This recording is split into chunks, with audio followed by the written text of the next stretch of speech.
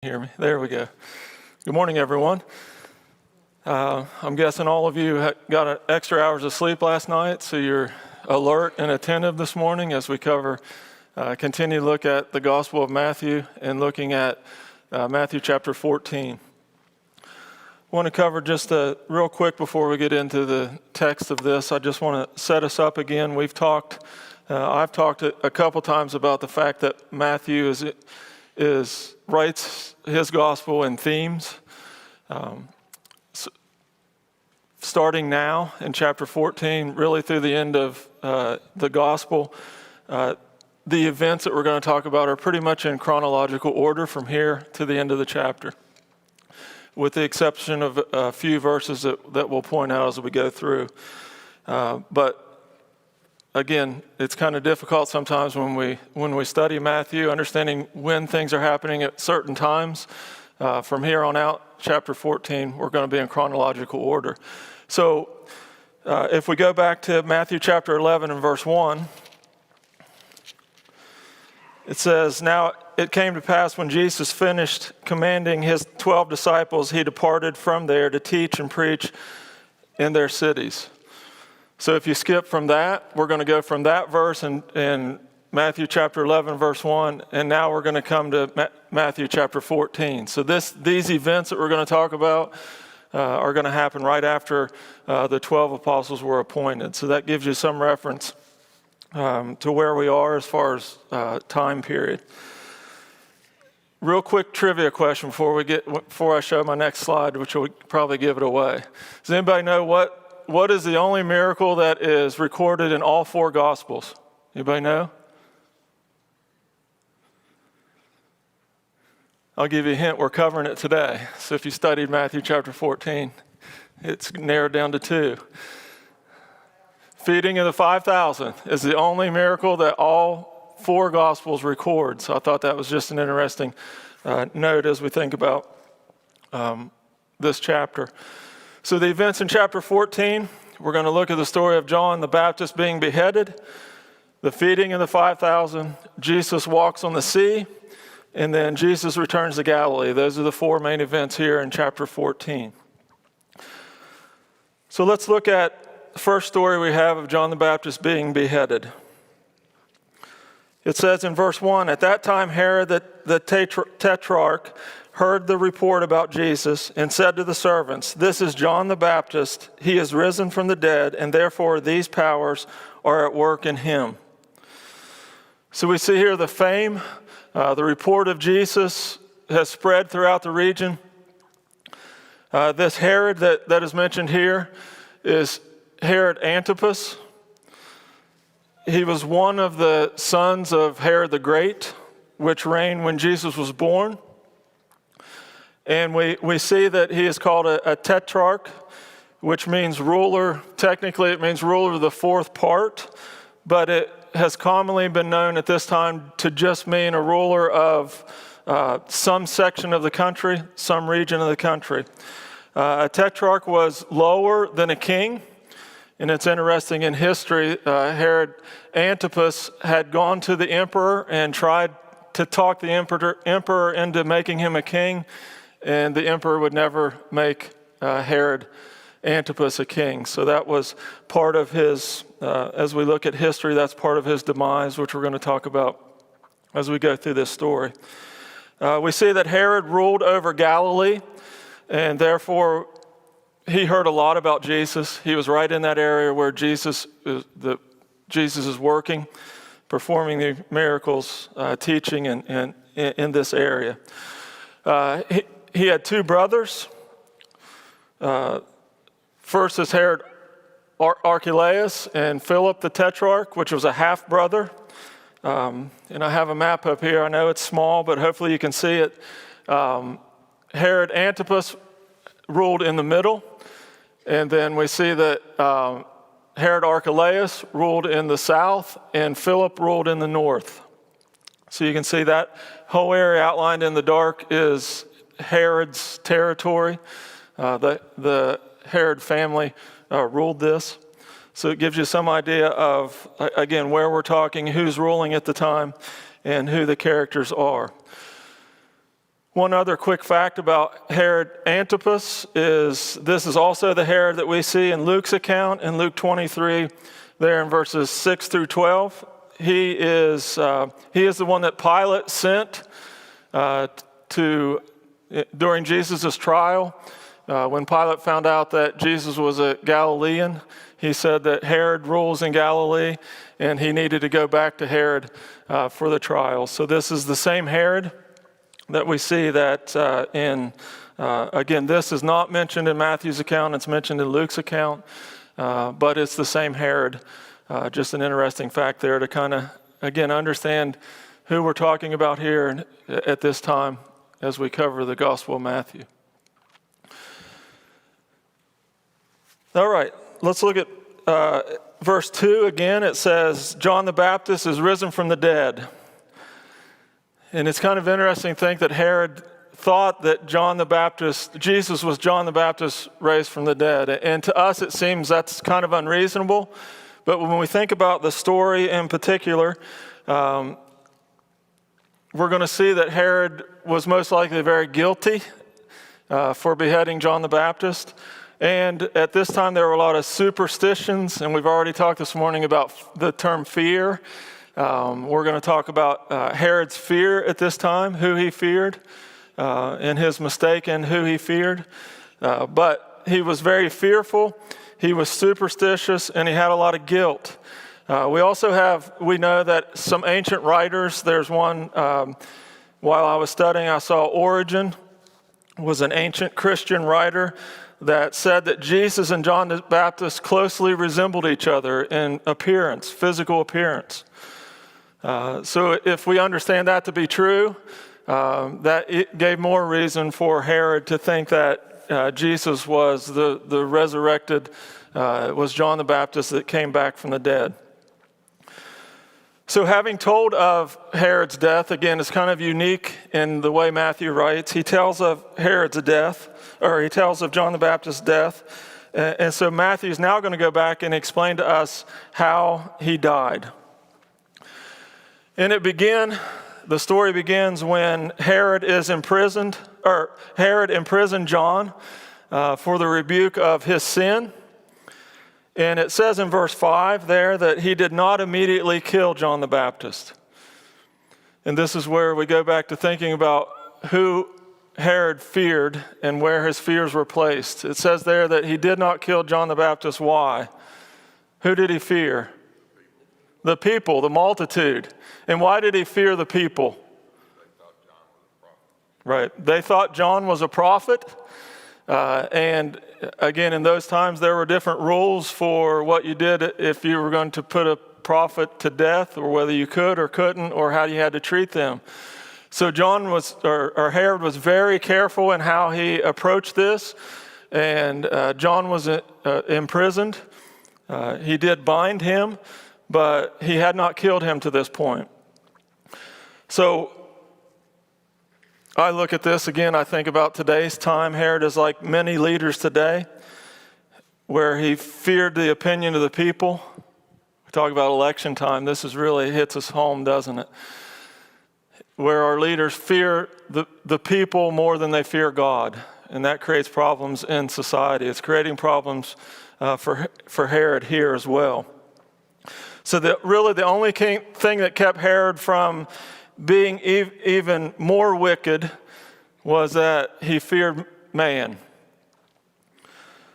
So we see that John spoke out against Herod's marriage because he had illegally divorced his previous wife and then married his brother Philip's wife. Her name was Herodias, again, the wife of Herod Antipas and the ex-wife of his half-brother Philip. So we see that John spoke out against. He was very vocal about this being illegal, and he spoke out against this. So both Herodias and Herod were upset over this. So the story goes on in Matthew's account that it was Herod's birthday. So they had a party for Herod. And Herodias had this idea. We know that it was probably contrived earlier on by this account, what's said in Matthew's account, and also what's said in Mark's account. But Herodias brought her daughter Salome, which again, following these characters in this story, Salome is Herodias' daughter. It's Herod and Antipas' stepdaughter and Philip's daughter as well. So again, it takes a little bit of thinking to figure out who the characters of this story are. But Herodias brings her daughter into the party that Herod's having for his birthday, and she dances for Herod. By most accounts, we can probably think of this as a seductive type dance. It says that Herodias' daughter was a girl, referred to as a girl.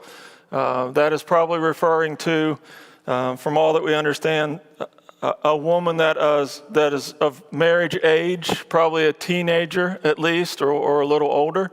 Not a small girl, but a girl that could dance and be seductive to Herod. And he fell for this. And while Herodias' daughter is dancing, he makes an oath and says, "I'll give you whatever you want." We know from other stories in the Bible that that's a dangerous thing to say, isn't it? But here Herod says, "I'll give you anything you want." And we know from Mark's account that it doesn't really point that out here in detail, but from Mark's account we see that Herodias' daughter went to Herodias and said, "Well, what should we ask for?" And again, that's why I think that it's probably based on all accounts that Herodias had planned this all along, had contrived against John the Baptist. And so Herodias tells the daughter to ask for John the Baptist's head on a platter. So he goes back and asks. Herod is troubled. Again, why is Herod troubled at this time? He was afraid of who? The people, the multitude. Again, because John the Baptist was seen as a prophet. But what overrides Herod's fear of the people?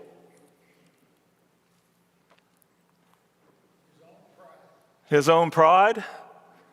But what else do you see in this story that overrides Herod's fear of the people? He had made an oath. He was going to follow the oath. Fear of looking bad in front of his guests. Okay, fear of looking bad in front of his guest, and fear of who?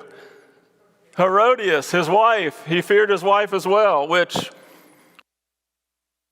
we can say about Herod is that he feared his wife. But thinking about that, he was fearful, but he was going to, as mentioned before, he was going to follow his oath. He was going to live up to his oath. And so he orders John the Baptist to be beheaded immediately. We see in other accounts in Mark that it happened immediately. So just think about this, what's happening in this story. They go immediately and they behead John the Baptist, and they bring his head on a platter to Herodias' daughter, and she hands it to Herodias. Pretty gruesome, isn't it, thinking about that story and how that happened. Well, we know that Herod, just to kind of finish out this story a little bit, Herod had a really terrible end to his life. In order to take his brother's wife, Herodias, he had to leave his other wife, which was a princess of a king of Petra that ruled to the east. Her father, the king, was very offended by this and made a vow to go to war against Herod and destroy him, and that he did that. And we find later on that Herod's brother Agrippa also accused him of treason against Rome, and him and Herodias were placed in exile in Gaul, and eventually we know from history that they both committed suicide at the same time. So Herod's end was pretty terrible. Maybe justice, I guess, for what he did to John the Baptist. So we see in verse 12 that the disciples came in and took the body and buried it, and then they went and told Jesus about what happened. These are probably, by all accounts that we understand, this is probably the same disciples, if you remember in Matthew chapter 11, when John the Baptist was in prison. He sent his disciples to see Jesus. Probably those same disciples buried him and went and told Jesus again. So thinking about lesson that we can learn when we look at this story, I think there's one main lesson, and we've already talked about it a little bit, but I want to kind of drive this point home. When we think about Herod's fears, his problem was he feared his wife most, he feared the people next. And do we have any account in this story, does it indicate at all that there was ever any fear for God? So I have that he feared God last, but really we don't have any account here that there was any indication that he feared God or made decisions based on his fear for God. So to me, when I read this story, I think the biggest problem with Herod is where he places his fear. And that's a lesson for us today, where we place our fears. So first of all, we should fear God. Our decisions should be made around the fact that we fear God. And I think another main lesson from this, number one, we should take this at heart first. Men that are here today, I think with the next lesson we learn is number two, we should fear our wives. And then number three, we should fear the people. But all the lesson, I know I say that jokingly, but I am serious in the fact that if we think about the fear for God, if Herod had feared God, I think his decisions would have been a little different in this story and probably throughout his life. And that's a lesson for us. And how we make decisions, our decisions should be based on God and fearing God rather than fearing the people or our wives or anyone else. All right. Any thoughts or questions on that story as we move on? All right, the next story we have here is feeding the 5,000. It says in verse 13, when Jesus heard it, he departed from there by boat to a deserted place by himself.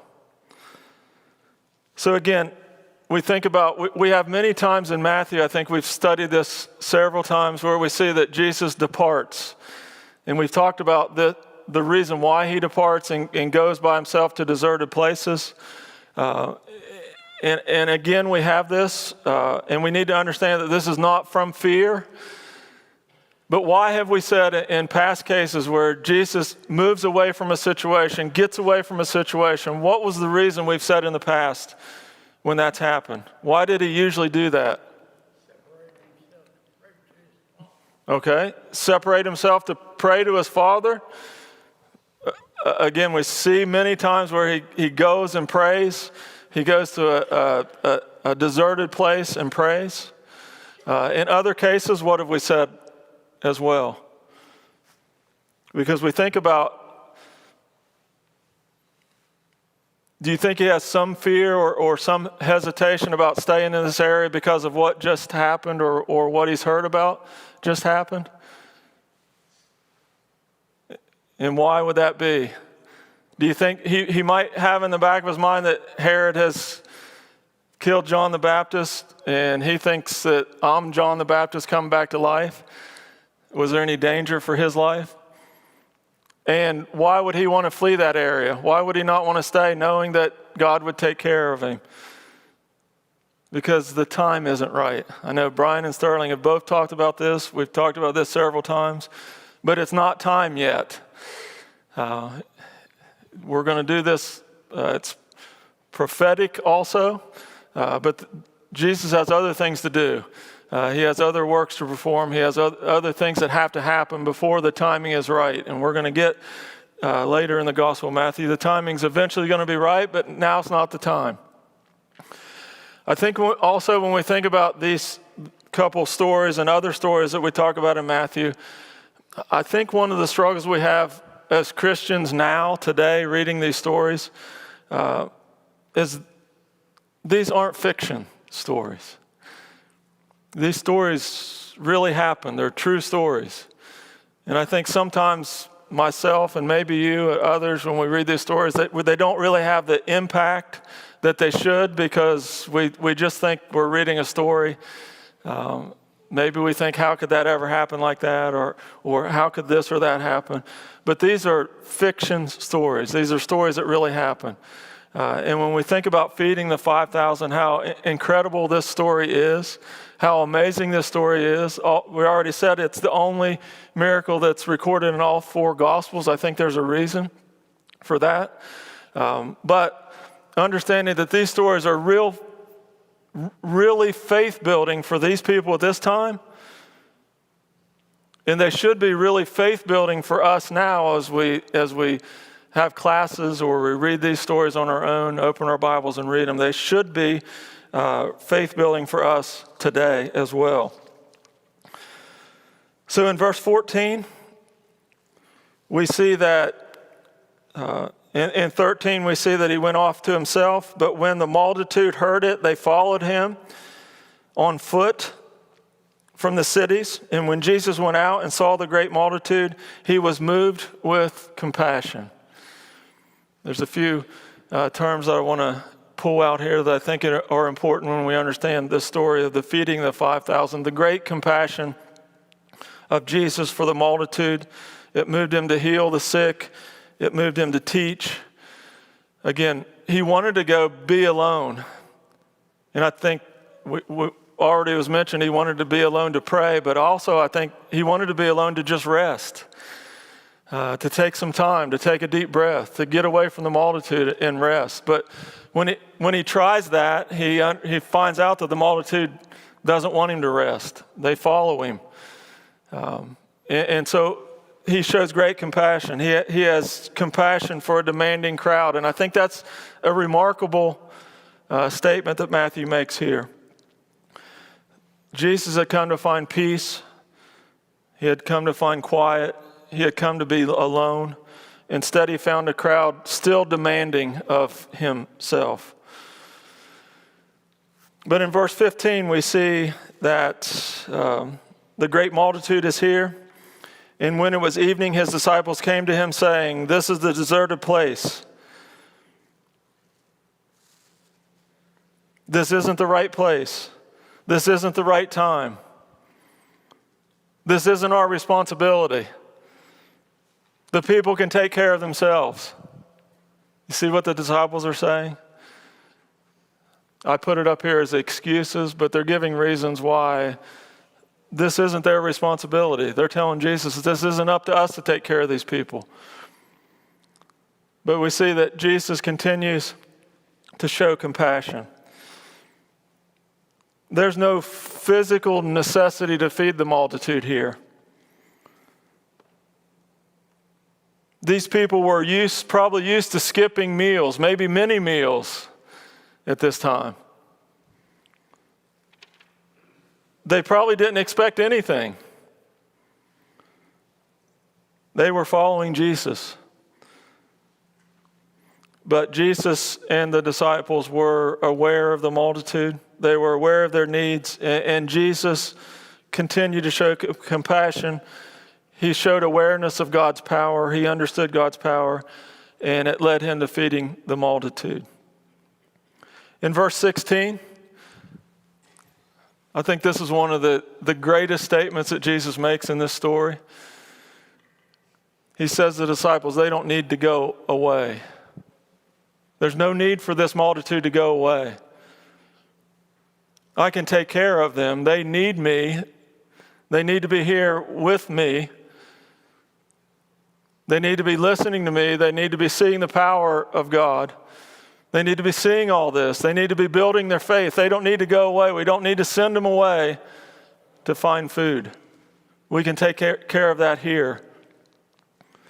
That's a powerful lesson for all of us today, isn't it? Jesus tells us the same thing. We don't need to go away. We don't need anything but Jesus. We don't need anything but God. We don't need to go away from him to find other things, to find food. He's feeding us. So I think he says this to the disciples here about the multitude, but he's also saying it about us. We need to hear this.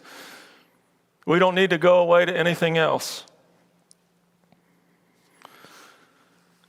And then in verse 17, really in verse 17 through 19, the disciples say, we only have 5 loaves and 2 fishes. Where did they get the 5 loaves and 2 fishes? Anybody remember? It isn't recorded here, but it's recorded in John. From a lad, from a child, from a boy. So a boy, again, while I was studying, I get off to thinking about certain things, but I think, boy, I'd like to see that story about 12 older disciples coming and stealing a boy's lunch. Wonder how he felt at that time. But a boy had 5 loaves and 2 fishes, and the disciples tell him, and Jesus says, bring it here. He commanded the multitude to sit down. And really, I think this miracle shows a total authority over creation, which was pretty incredible, is pretty incredible to think about. And Jesus could have done this miracle by himself, but I think it's interesting to note that he did it through his disciples' hands. He broke the bread, gave it to his disciples, and then they went out and the food multiplied and fed the multitude.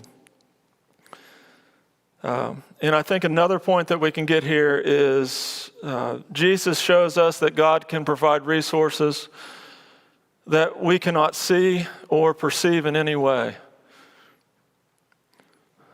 It's true, I think, at this time, and it's true for us today. Oftentimes we try to figure out our lives, and we try to figure out what's going to happen with our lives and how God's going to provide for us. And sometimes we think we have it all figured out, and then something completely different happens than what we had planned or thought. It's really easy to build our faith when we think we understand how things are going to happen. It's a lot more difficult to build our faith when we have no idea how it's going to happen, but then it happens. And that's how I think we need to look at this story and Jesus feeding the 5,000. They had no idea how it was going to happen. The multitude didn't. They still didn't know how it happened probably, but they knew it happened. They saw it. They saw what was that Jesus had control over creation, over everything.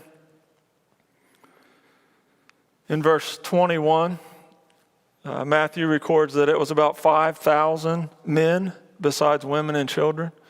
So we always say, I think it's funny that we say feeding the 5,000, but it was likely feeding the 15 or 20,000 because the women and children were also there, which makes it even more incredible.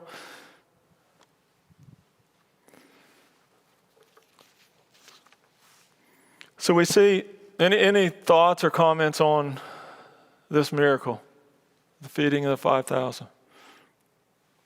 You all are quiet. Yes. Ethan? You were talking about some of the reasons why he may have departed.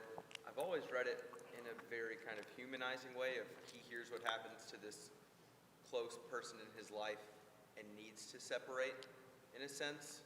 And he goes to this place off by himself, and the fact that it's really specific. Right. And then here all these people to show up. And the fact that, I think that verse 14, in a time where it probably would have been really nice for him to have some time to himself. Right. He sees all these people, immediately heals them, and then even when given an out to kind of get that time, he realizes what the priority is. And so just the compassion for these people who, in the other stories, realize may not all be there for the right reasons and might not understand everything. He doesn't want to lose an opportunity to show who he is to all of them. Right. I think Ethan, hopefully you heard that. Ethan made a great point in the fact that, and I think one of the things Ethan says, is he had an out, didn't he? He had an opportunity, even when the multitude showed up, he had an opportunity that wouldn't have been wrong for him to go back to be isolated again, but he had that compassion. He takes, Ethan says, which is a great point, he's taking another opportunity to teach the people. And we see all through the Gospels that when an opportunity comes, he doesn't pass on it no matter how tired he is or how he needs to be away or how sad he is, because this was a close companion. I'm sure there was a lot of emotion involved in this. It was an emotional time for Jesus when he heard the story. And again, how gruesome it was probably made it even worse for Jesus. But he takes that opportunity, which are all good points. Yes.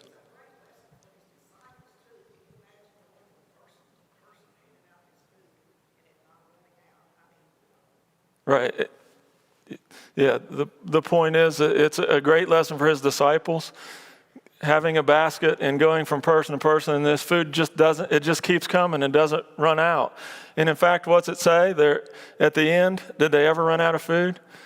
No, they went and collected 12 more baskets full of extra food that they could use later or take with them. So they not only were fed, they had abundance. So great point in that he's also not only he's showing the miracles to the multitude. These are powerful lessons for his disciples, which they're going to need, won't they, as they continue to teach, especially after Jesus is gone. Great points. Any others? But this is the carpenter's son. This is not the Son of God. And this is a tremendous miracle that he's performing here when you take up 12 baskets after 5 loaves and 2 fish. Yeah. A small boy is carrying around for his lunch. And he Yeah. feed possibly 20,000 people. A carpenter's son can't do that. Right. The Son of God can. Yeah. A carpenter's son can't do that, but the Son of God can, right? That's an important, and they view him as the carpenter's son from Nazareth, right? It's remarkable. I mean, again, I think again, we don't stop and think enough about how incredible this event is, or any other events that we talk about. We just don't stop and think about the impact this would have had at that time and should have on us today, understanding the power that Jesus has at this time and continues to have. So let's move on.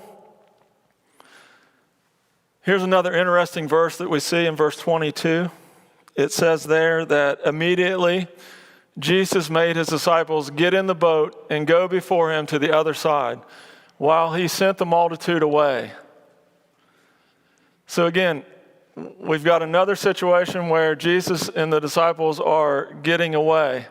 My question is why? Why is it so important at this time for Jesus to get his disciples in the boat and get them out of there and for the multitude to be sent away? Brother Ford. Praying man. He prays for the Father. He's doing his Father's work. Right. Prayer, number one. Again, he wants to be alone. He wants to pray. We see a lot of instances where when he goes alone, he's going there to pray, to do his Father's work. Any other reasons why he would want to get him in the boat and get the multitude away? Think about again, we've already said this is an incredible feat. Of all the miracles, this is probably one of the most incredible miracles that Jesus has performed. Why would he want to get out of there and get the disciples out of there? What have we said before? What is he fearful of a lot of the times when he moves away from situations where he's seen as great? What do the people waiting for? What did we say when we started Matthew? What do they want? What are they waiting for? A king, right? They're waiting for a king to come. So when Jesus performs incredible works like this, what are the people probably going to start thinking? And when that news gets to other places, what's probably going to happen? What's Jesus thinking here? Well, John tells us what Jesus is thinking in his account. It says, when the people saw the signs that he had done, they said, "This is indeed the prophet who is to come into the world." So the people are saying, this is the prophet, this is the king, this is the person we've been waiting for, this is the Messiah. Perceiving then that they were about to come and take him by force to make him king, Jesus withdrew again into the mountain by himself. This is John's account of the same event that's happening here. And John says, everybody's saying, this is the king. He's doing incredible miracles. He's performing things that no one else can. He must be the prophet that everybody's always talked about. We need to go get him, and we need to bring him back, and we need to set him on the throne, and he needs to be our king. They love that prospect of a meal ticket. He's got a good meal ticket. Right. That's not God's master plan for Jesus. What he has to endure so us today can see the value, not the meal ticket, but eternal life. Right. Brother Farley says they see him as a meal ticket. I think that's especially after this miracle, it's probably more prominent of a thought. They see him as the provider of all things, the king of all, the greatest king of all times. So you can see that even though we can think about Jesus wants to go to be alone to pray, he wants to have time to rest. I'm sure those were all in his mind as well. Because he doesn't get a lot of time to rest, does he? The multitude follows him wherever he goes.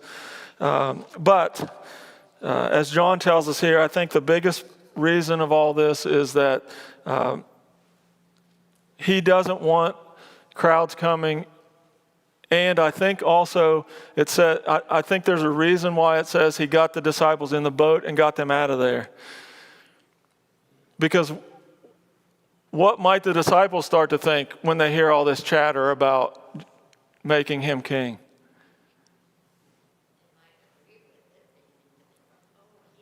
Right. Sharon says that they might start to agree with it and start to think, as the multitude does, that maybe this is that king, that prophet that everyone's talked about. And they start to go think like the multitude. So Jesus wants to get them out of there and get them off into the boat by themselves. So again, as we think about what's happening in these events and how this is all working out. So we see the next miracle here is Jesus walks on the sea, in verse 23. And this is after he got the disciples in the boat and after he got the multitude to disperse and separate. We see in verse 23, this is a time he went on the mountain by himself to pray, as we've said before. Now when evening came, he was alone there. So he did get some time alone, but it was a short-lived time. Because we see in verse 24, that a storm came up as the disciples on their boat. The storm came up. In other accounts, I believe it's Mark's account, we see that he gives a little more detail, and the disciples had been trying to row through this storm basically all night, and they were wore out and they were tired and they couldn't get across the Sea of Galilee. Again, we've had another miracle where Jesus calmed the storm earlier on in Matthew's account. We've talked about how the Sea of Galilee was a place where it was common that they had pretty bad storms. So this wasn't uncommon. They understood this, but a storm comes in verse 24. And then in verse 25, we see at the fourth watch. And as I can understand it, at that time they had the watches started at 6 p.m. and they went to 6 a.m. and it was every 3 hours, so they had 4 watches. So if it's the fourth watch, then it's probably sometime between 3 a.m. and 6 a.m.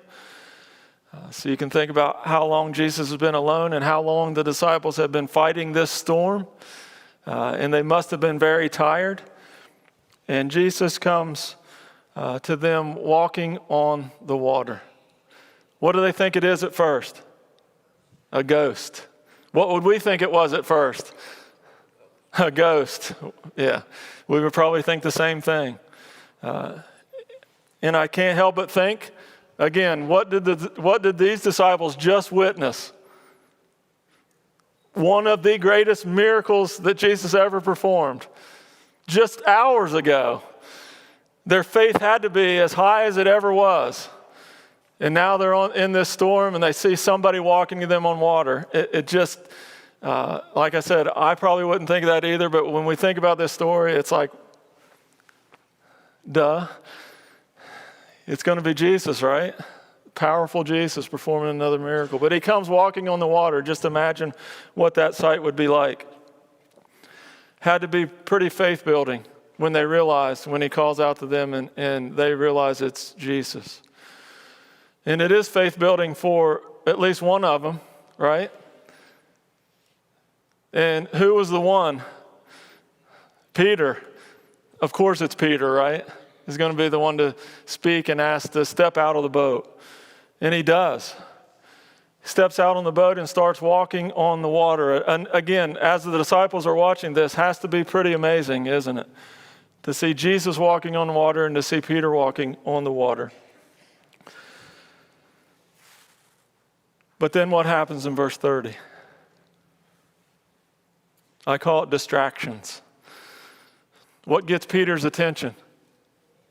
The wind and the waves, the conditions around him. And we think about when we read this story and study this story, it's the point that is Peter took his eyes off of Jesus. And he was distracted by things around him. It's a lesson for Peter, wasn't it? Because what began to happen? He began to sink, right? He began to drown. He was no longer walking on the water. Probably pretty scary for Peter. But boy, isn't that a good lesson for us? I think this is one of the easier lessons we can see as Christians. Peter had the faith to get out of the boat. He started to walk on water. He lost sight of Jesus. He was distracted by things that were going on around him. And then he began to drown. Any of us drowning now? Any of us have times in our life where we feel like we're just buried? If we stop and think and are honest with ourselves, it's probably those times where we lost sight of Jesus, isn't it? When we stop looking at Jesus, when we're distracted of everything that's going on around us, work, family, everything that's going on around us, all these things, elections, that's already talked about this morning. There's a lot of stuff going on, isn't there? And I think the times we find ourselves that we're buried, it's when we distance ourselves from Jesus or we lose sight of Jesus. And that's exactly what happened with Peter. He was distracted. He lost sight. He lost faith in some instances. And I want to make one more point before we move to the last section here. I think it's easy for us as we read this story to criticize Peter, isn't it? How could he lose sight of Jesus? He's right there. He's right there walking on water. He's just witnessed incredible miracle by feeding the 5,000. He asks to step out of the boat. He starts walking on water. How could he lose faith? He was the only one who had the faith to step out of the boat. Exactly. And that's the point I'm going to. This is a great point that we need to understand. He had more faith than the other disciples, didn't he? Because the other disciples are where? They're still sitting in the boat. They don't even have enough faith to step out of the boat, do they?